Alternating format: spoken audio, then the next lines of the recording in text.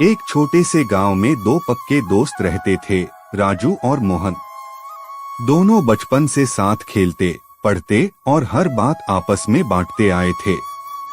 राजू एक सीधा सादा, ईमानदार और मेहनती लड़का था। वहीं मोहन थोड़ा चालाक और कभी कभी लालची भी हो जाता था।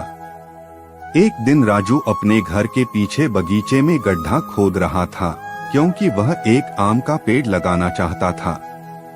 अचानक उसकी कुदाल किसी चीज से टकराई।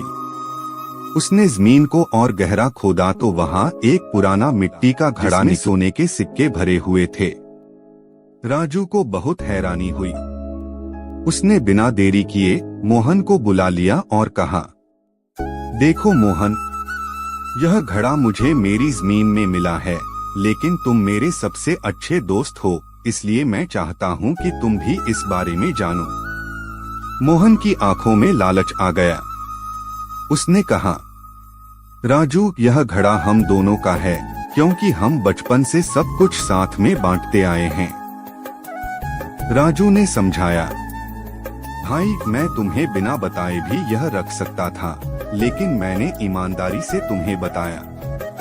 पर यह मेरी जमीन में मिला है, इसलिए हक तो मेरा बनता है। दोनों के बीच विवाद बढ़ गया।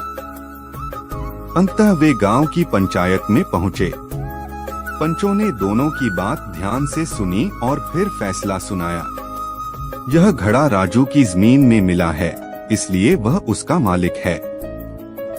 लेकिन उसने मोहन को ईमानदारी से बताया, इसलिए मोहन को भी इनाम स्वरूप कुछ सिक्के मिलने चाहिए। मोहन को अपनी गलती का एहसास हुआ। उसने शर्मिंदा होकर राजू से माफी मांगी और कहा, तू सच्चा दोस्त है, मुझे माफ कर दे। राजू मुस्कुराया और बोला, दोस्ती में माफी नहीं मांगी जाती दोस्त। उस दिन के बाद मोहन ने कभी लालच नहीं किया और दोनों दोस्त फिर से अच्छे रिश्ते में आ गए। शिक्षा, लालच बुरी बला है। सच्ची दोस्ती और ईमानदारी सबसे बड़ा खजाना होती है।